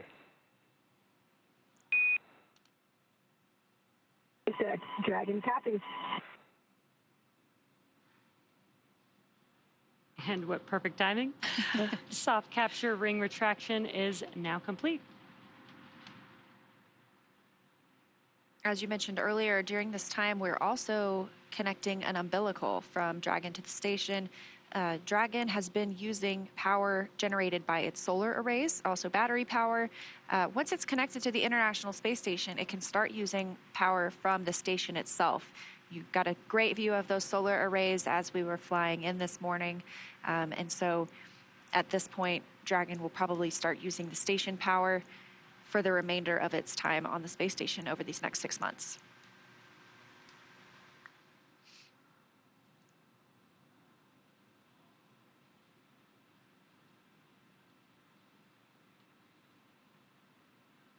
And again, we do have soft capture complete for Dragon Endurance. We are standing by for the start of the hard capture sequence. This process takes several minutes, but it is the securing of 12 hooks from Dragon to the International Space Station, giving us that firm, secure hold. MCS configured. Proceeding with hook driving.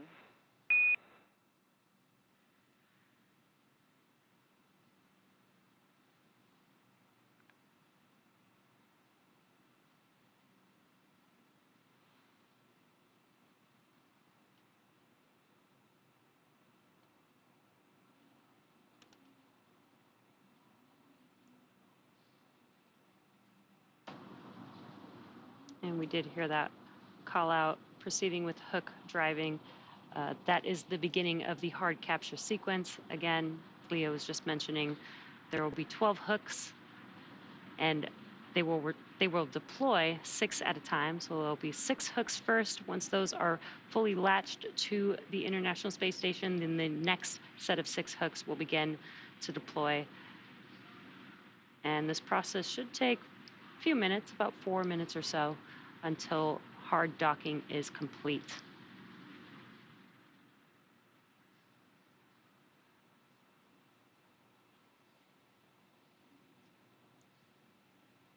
Again, we welcomed Crew-7 to the International Space Station at 6:16 a.m. Pacific time this morning. Here's your view inside Dragon Endurance right now over the shoulder of our commander, Jasmine Mogbelli, and pilot Andreas Mogensen. It was Mogbelli's first trip to the International Space Station and Mogensen's second. This is also Konstantin Borisov's first trip to the International Space Station. And Satoshi Furukawa is returning as well. So he is the most experienced on this crew when it comes to days in space. I believe he has 165 days from previous missions.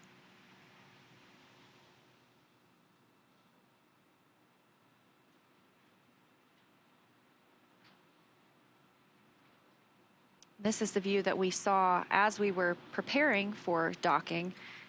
It was giving us great views of the docking port itself. Now that we have completed that soft capture, we are obviously pulled into the space station. And those first 6 hooks are driving. We are, again, in the hard capture process right now. So we'll see those first 6 hooks drive, followed by the second 6, at which point they will be considered officially hard docked to the space station.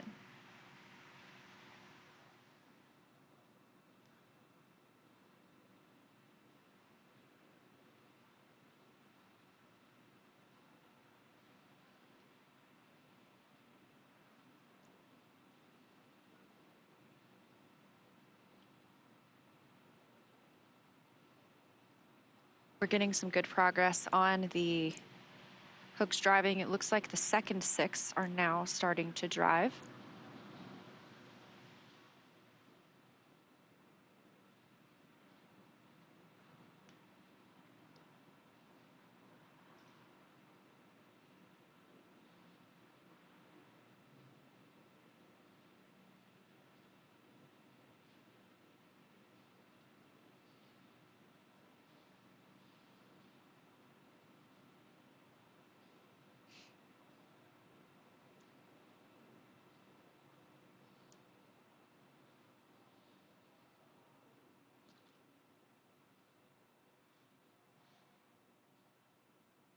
Meanwhile, on the International Space Station, again, it is a Sunday, so it is considered an off-duty day for the crew. The 3 cosmonauts currently on board are eating their midday meal. Meanwhile, Woody Hoberg is monitoring Dragon's docking. He will eventually assist with the pressurization of the vestibule, the hatch openings, and welcoming the crew on board.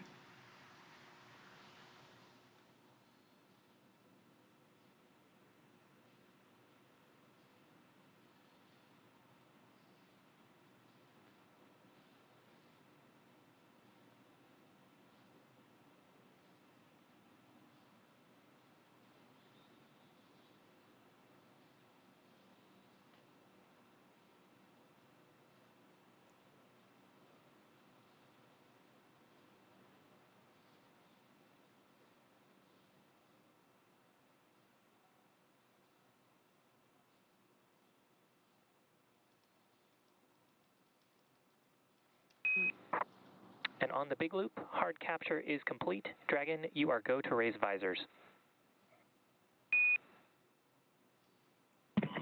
Dragon copies, raising visors.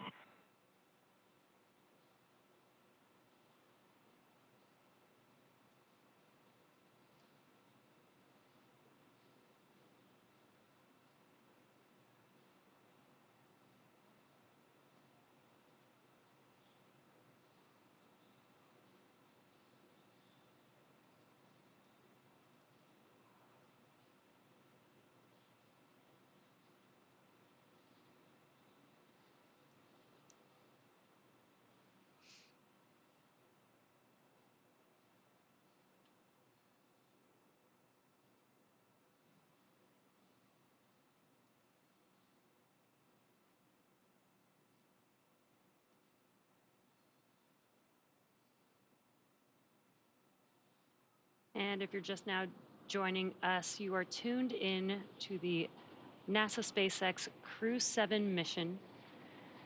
And the crew has just docked to the International Space Station.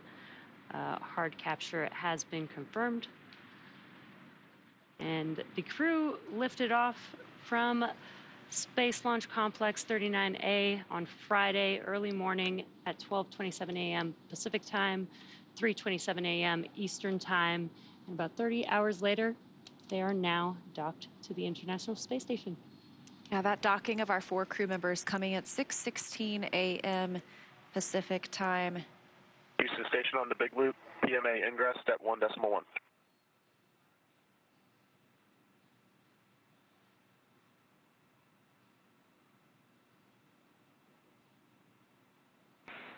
And Woody, we're not quite ready for that step yet. We'll let you know when we are. I copy, standing by.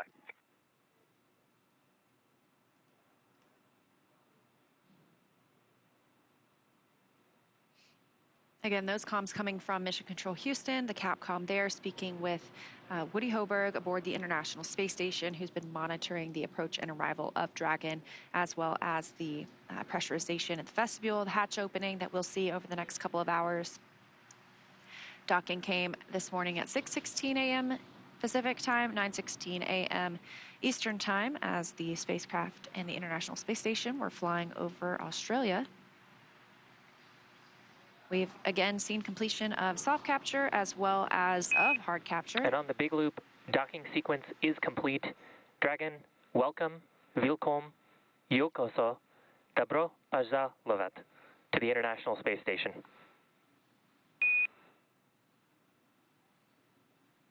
SpaceX ISS from Dragon on the Big Loop. Thank you so much. I have to keep reminding myself this is not just a dream. Thank you to the entire SpaceX team, to those who worked on the Falcon 9, on our Dragon, and even on preparing us, especially our training lead, Paul Weiss. We had to keep reminding ourselves that when we open that hatch, we're not walking out into the training center. I'll hand it over to Andy for a few words. Yeah, I want to thank everyone at SpaceX as well, including everyone at our respective partner agencies for getting us this far. You know, this is the first step of the journey. The real mission begins now on board the International Space Station. We have a lot of exciting work ahead of us that we look forward to. And thank you to everyone at our agencies for preparing us. We look forward to getting ready.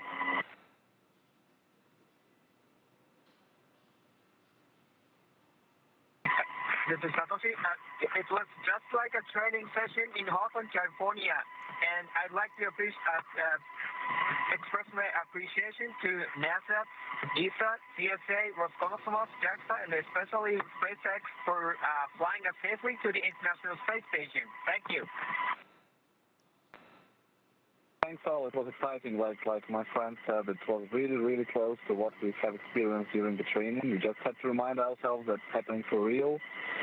Very excited, very happy to be on ISS. Looking forward to opening that hatch. Thanks all the agencies. Thanks Paul. Thanks the team. We're really excited to be here. Thanks SpaceX for this marvelous vehicle. Thanks.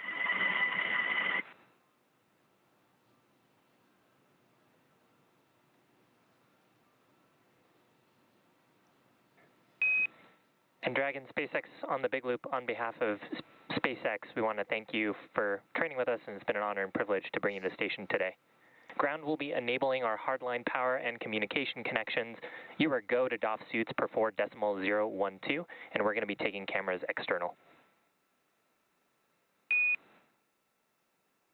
SpaceX Dragon copies all. We'll step into 4.012 suit docking and audio configuration.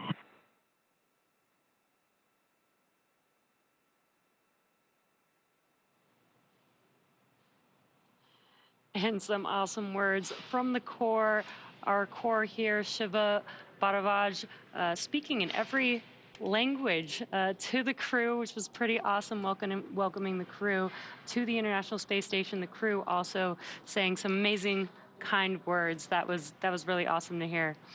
Now that Dragon has completed the docking sequence, the spacecraft must undergo a handful of checks before we will be able to open the hatch. The crew on board Dragon will now get a chance to get out of their suits before moving into hatch operations.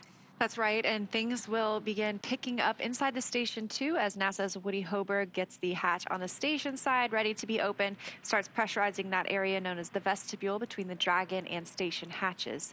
So with Dragon docked, that's going to do it for us here in Hawthorne, but our coverage for Crew-7 doesn't stop here. If you stay tuned, we'll have NASA's Sandra Jones in Houston continuing to walk you through the pressurization of that vestibule, the hatch opening as well. We're going to toss it to Sandra at Mission Control Houston to take us through the vestibule pressurization and hatch opening when we'll see NASA astronauts Jasmine Mogbelli, Andreas Mogeson, Satoshi Furukawa, and Konstantin Borisov float into the International Space Station. But first, let's quickly recap how they got there. They suited up in the suit-up room and rode in the Teslas on the way to the pad to their launch site. They then ingressed the Dragon vehicle and lifted off from Kennedy Space Center at pad 39A at 3:27 a.m. Eastern Time on Friday morning. Stage 1 came back to land on landing zone 1, and Dragon separated from Falcon 9's second stage, and then the nose cone deployed, as well as we had a few major burns, 5 burns on Dragon to enable them to get to the International Space Station, and docking confirmed at 6:16 a.m. Pacific Time, 9:16 a.m. Eastern Time on Sunday, August 27th. Yeah, so now that Crew-7 has arrived, we are looking ahead to the return of Crew-6. We'll be taking you along as Steve Bowen, Woody Hoberg, Sultan Al-Nayati, and Andrei Fedyayev return home after their long-duration stay aboard the station. Our teams are assessing return dates, which will be announced on nasa.gov, so be sure to tune in as NASA and SpaceX bring you live coverage every step of their journey. Also, be sure to follow SpaceX and NASA on social media for real-time updates. Thanks again for watching. Go NASA, go SpaceX, and go Crew-7 and Crew-6. Now sending it over to Sandra at the Johnson Space Center in Houston to continue sharing the mission as the crew prepares to board their home for the next 6 months, the International Space Station. For those of you watching on the SpaceX YouTube channel, please head over to NASA TV to follow the coverage live, and we'll see you soon.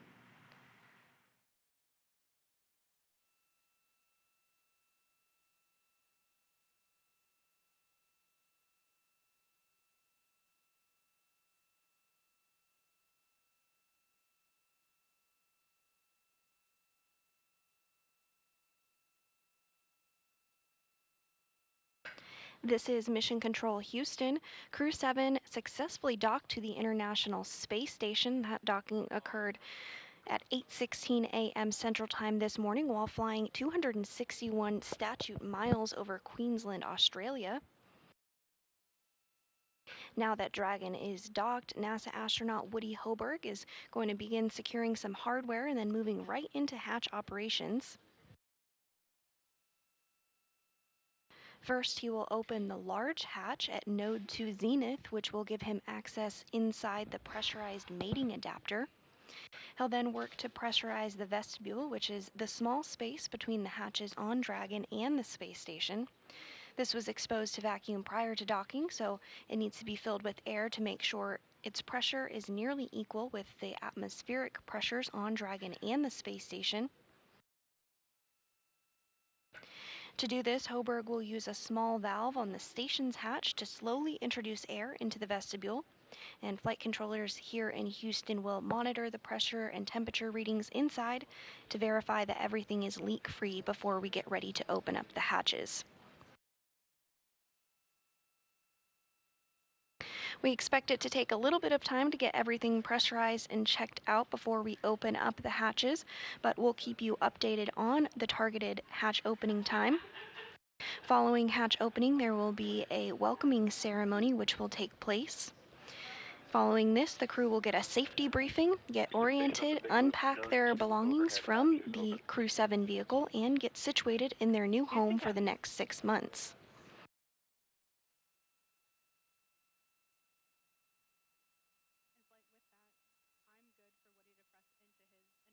You're looking at a live view inside Mission Control Houston.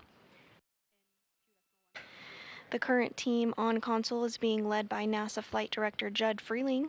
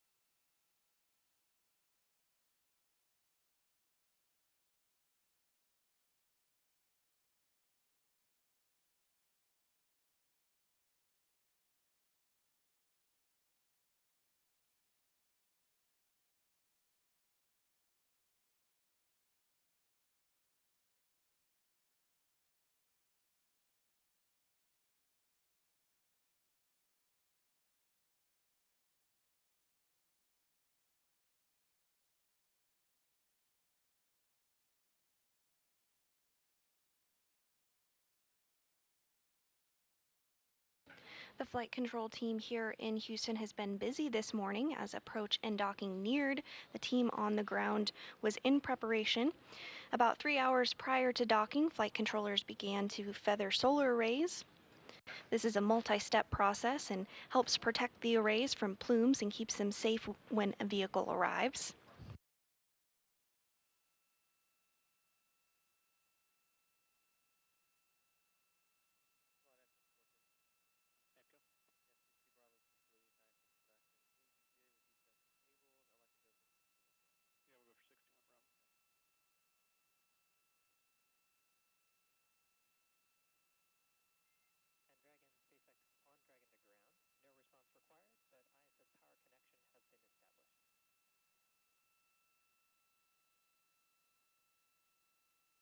Copy.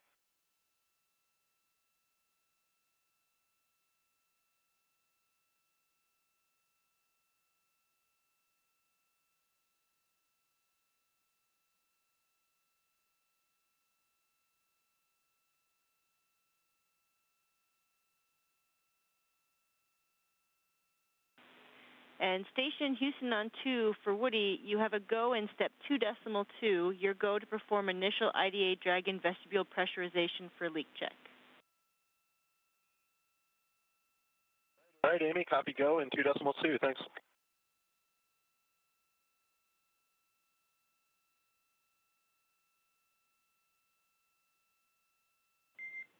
And Dragon SpaceX on Dragon to ground. No response required, but expect ISS crew to begin vestibule pressurization. You can follow along in 4.400, section 4. In addition, you are go for sections 1 through 3 of 4.400 once you're complete with suit doffing.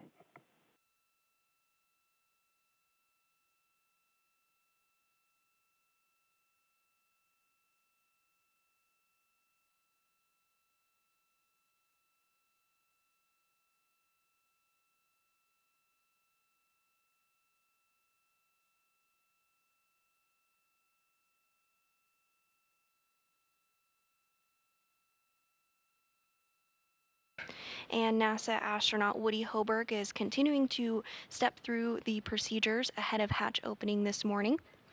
He's working on getting that small space or vestibule repressurized because it was exposed to vacuum.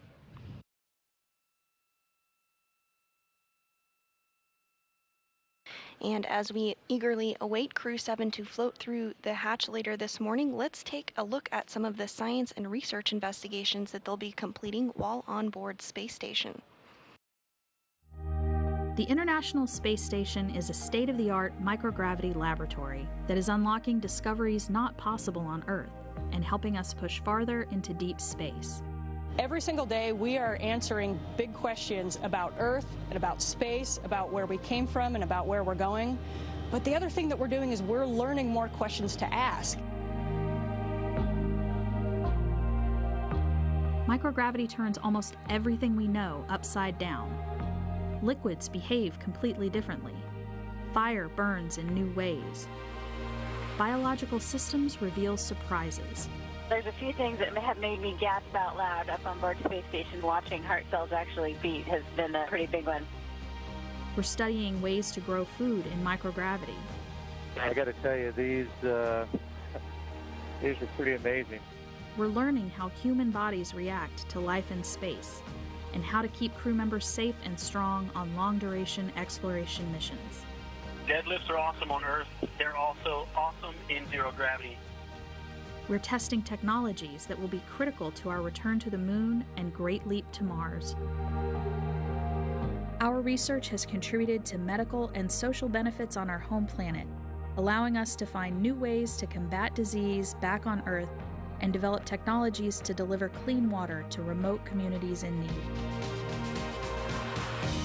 The spectacular vantage point of more than 200 miles above our planet supports our monitoring of Earth's climate, natural disasters, and plant life. The orbital perspective that we have here on the ISS is just absolutely amazing. Earth is gorgeous. The growing new space economy, so vital to our continued progress in space, is flourishing in low Earth orbit. We're inspiring future generations from a platform that is one of the largest international collaborations